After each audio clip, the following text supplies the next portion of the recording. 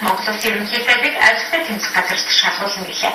Учир нь ерөнхий сайдын багцад батлагдсан 50 тэрбум төгрөгийн зарцуулалтын тайлан байхгүй. За төрийн төсөв бомбардай цуурлан хийж медиа хөтөлбөр зарцуулсан нэрээр шамшигдуулсан гэж тэд үзжээ. Харин манайд засгийн газрын хэрэглэх газраас хариултурч соёлын оюуны хөгжлийн салбарт засгаас бодит хөрөнгө оруулалт хийсэн гэж тайлбарлав.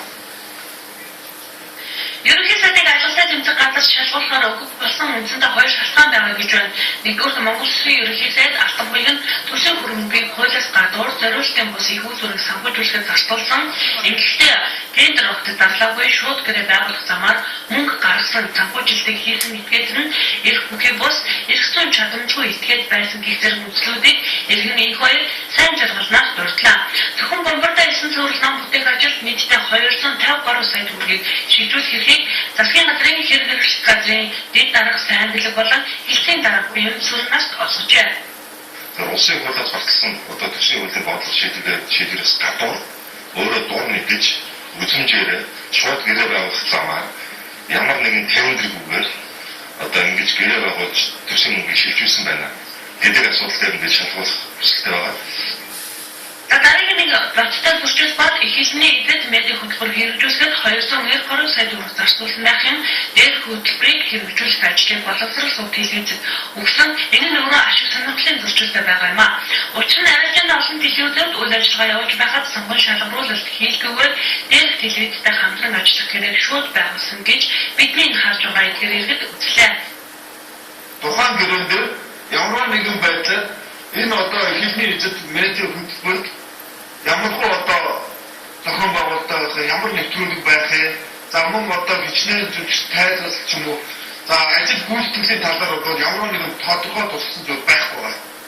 Өөрөөр хэлбэл гэрээнд за дахиад чиг төлөөж өгч. Ерөнхий сайдын зөвлөгөө гар хүчээр ариун зүрх алгажаагүй юм байна.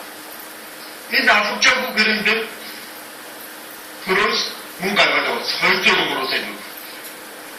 Монгол Улсын эрүүгийн хууль төрийн болон орон нутгийн хөгжих хөрөнгөөр бараа ажил үйлчлэх худалдан авах ажиллагааны тухай хуулийг зөрчсөн төсвийн хөрөнгийг хуулиас гадуур зарцуулсан гэх үндслийг Монгол Улсын ерөнхий сайд доорх байдлаар өөрөө тайлбарллаа.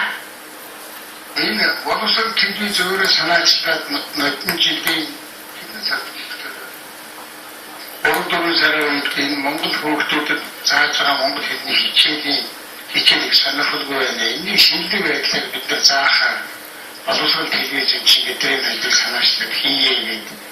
Ингээд нөгөө багангийн багш нарыг оруулаад хүүхдүүдийг оруулаад одоо та харж байгаа 230 гаруй хичээл хийх.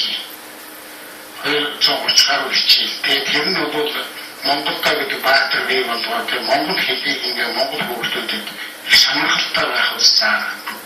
Ихэнх эдэд медиа хөтөлбөрийг боловсрол сүг телевиз санаачлан гаргасан гол санаа монгол хэлний хичээлийг сонирхолтой байдлаар хүүхдүүдэд хүргэхэд чиглэсэн гэж байна.